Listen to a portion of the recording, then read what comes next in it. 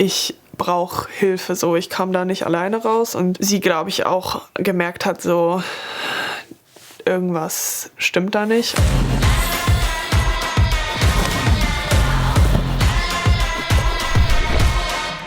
Kabel ist da, guckt da noch ein bisschen raus. Achtung, läuft schon. Nee, warte, ich aber noch nicht. Ja, der. Der Handschüttler ist jetzt raus. Ja.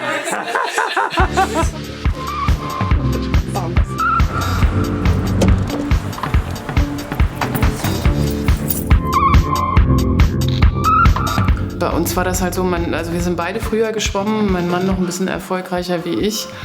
Und dadurch waren wir natürlich auch immer viel im Schwimmbad oder am See und dadurch waren die schon immer viel, also beide Kinder, immer viel mit im Schwimmbad und bei Wettkämpfen dabei oder in Trainingslagern dabei.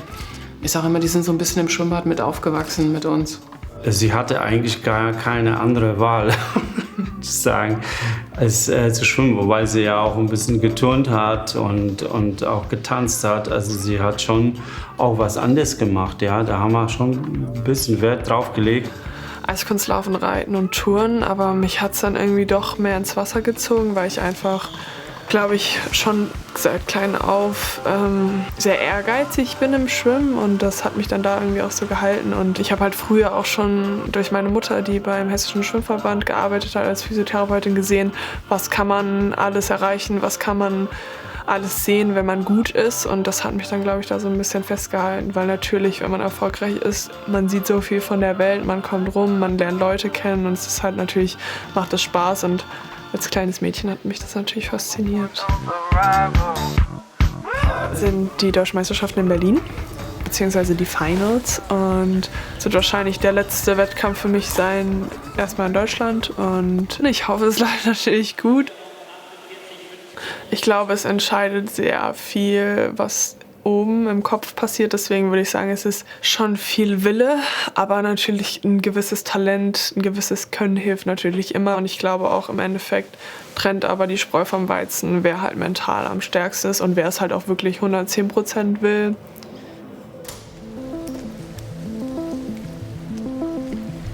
Also ich habe nach den Qualifikationen, habe ich mein Instagram auch erstmal gelöscht, weil ich mich absolut nicht damit konfrontieren wollte, wie Leute posten, dass sie sich qualifiziert haben.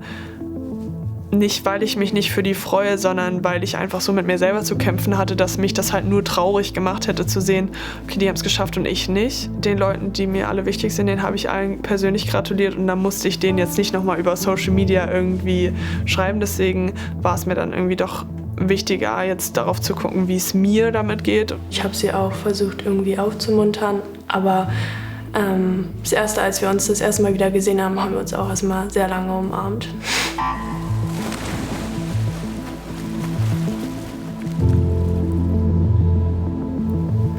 Der Struggle hat eigentlich angefangen so 2019 im Sommer.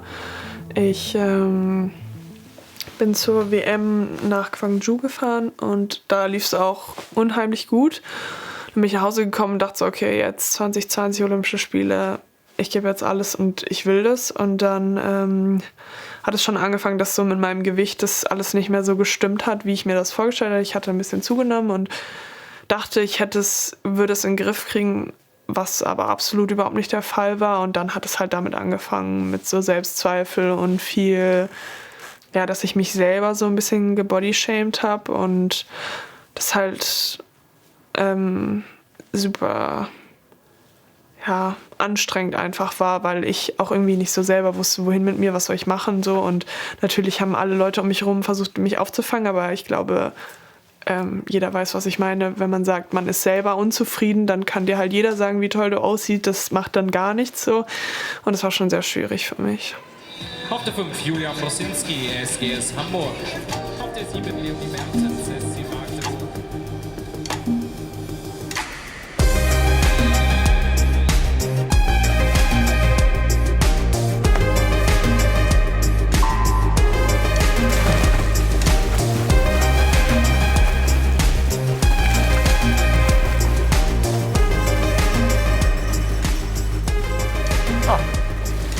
Easy, easy.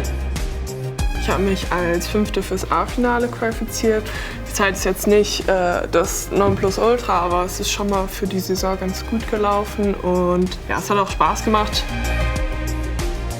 Heute Morgen war es halt eher so, dass ich so die ersten 20, 30 Minuten gar nicht reden wollte. Also ich wollte jetzt auch nicht gefragt werden nach irgendwas.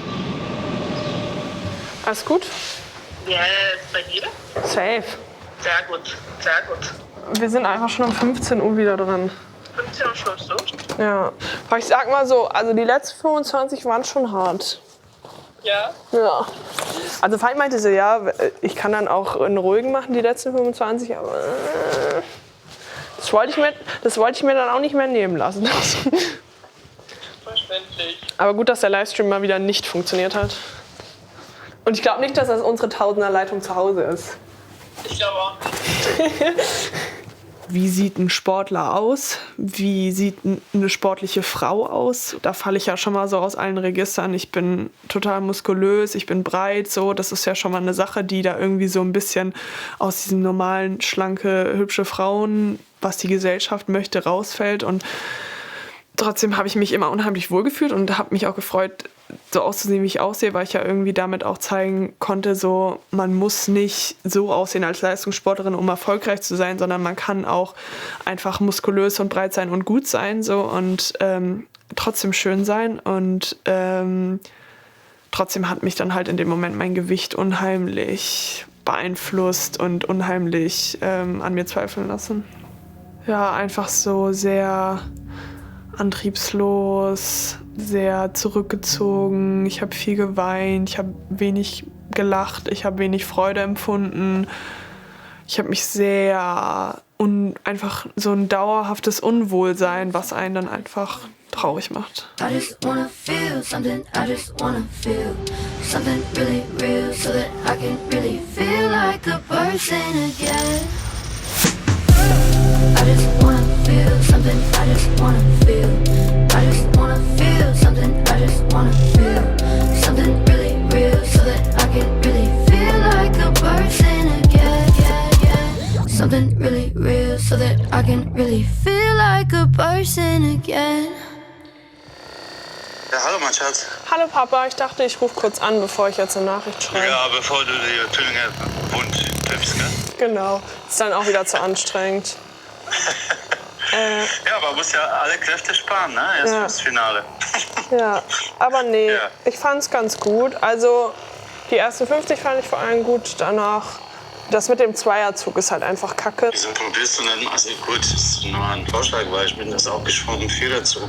Ja, habe ich ja früher auch immer gemacht, aber wegen den 8 Wochen, wo ich Corona habe und so schaffe ich das noch nicht wieder. Okay. Siehst du das? Ja, sieht schön aus. Kannst du mir noch einmal Joey zeigen von Namen? Oh. Hallo Schnuli. Schnulinda. Okay, mein Schatz. Also, hau rein nachher, ne? Mach ich. Und einfach ohne Gedanken, ne? Ich versuch's, ja. Alles klar. Okay. Ich hab dich Tschüssi. lieb. Tschüss. Ich dich auch, mein Schatz. Tschüss. Im Endeffekt war nicht die Sportpsychologin, die dann irgendwann gesagt hat, hier läuft irgendwas falsch, sondern ich, die gesagt hat, hier ist irgendwas, es läuft nicht richtig, ich brauche Hilfe, so, ich kam da nicht alleine raus. Und sie, glaube ich, auch gemerkt hat, so, irgendwas stimmt da nicht. Ich bin gar nicht der Typ in der Sportpsychologie, der jemanden braucht, der mir jetzt von A bis Z sagt, was machst du dann und dann und dann, sondern mir ist vor allen Dingen wichtig, so meine Probleme abzugeben. Ich muss das einfach nur mal aussprechen und loswerden. Ich gebe dir das dann und du behältst es und dann ist es okay für mich so, und das hat mir vor allen Dingen dadurch geholfen.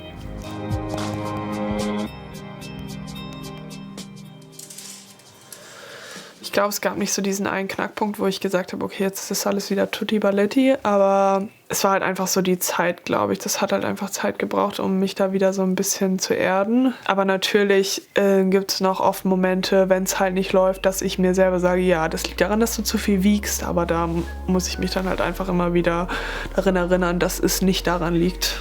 Ich glaube, dass es da viel mehr Aufklärung benötigt wird im Leistungssport, dass halt Gewicht jetzt nicht die Welt ist. Und ich glaube, das wäre vor allen Dingen gut zur Prävention, dass Kinder keine Essstörungen bekommen oder Sportler nicht magersüchtig werden, weil sie denken, sie müssten irgendwelche Normen entsprechen. Wenn jetzt was schief geht, dann habe ich Stress. Genau das brauche ich immer nicht. Ich mag das gar nicht, wenn da noch so Zeit dazwischen ist. Weil dann fange ich nämlich an nachzudenken. Das ist mir nicht gut.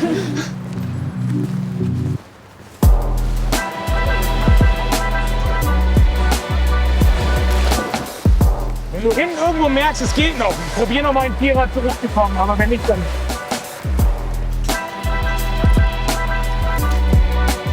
Ich habe ganz viele Routinen, also ich muss immer genau 1 Stunde, bevor ich meinen Wettkampf habe, muss ich einschwimmen gehen. 30 Minuten vorher muss ich mein Asthma-Spray nehmen und mich umziehen gehen. Dann habe ich eine Playlist, die ich eigentlich immer höre und ich muss auch immer die Lieder in der einen Reihenfolge hören. Dann Badeanzug hochziehen, Brille, Badekappe, so Dinge, die ich versuche eigentlich immer in derselben Reihenfolge zu machen. Und das bringt mich einfach so in diesen Tunnel rein. Also es ist einfach, dass ich dann innerlich weiß, okay, jetzt geht's los, glaube ich. Also es ist so dieser Anknopf für, okay, jetzt wird hier losgelegt.